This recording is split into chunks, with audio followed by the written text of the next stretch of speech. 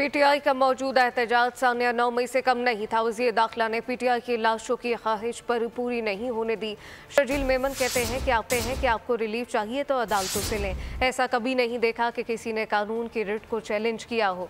बुशरा बीबी कहती थीं कि बानी पीटीआई को रिहा किए बगैर नहीं जाऊंगी। ऑपरेशन शुरू होते ही फरार हो गई।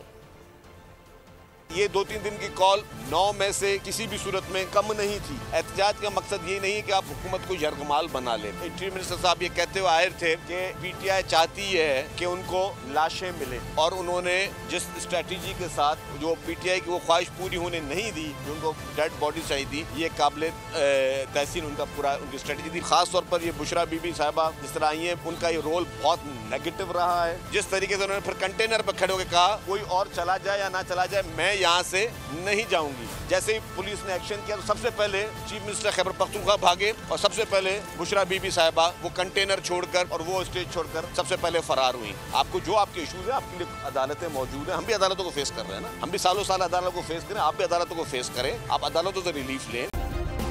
सब्सक्राइब करें और बेल दबाएं ताकि कोई खबर रह न जाए।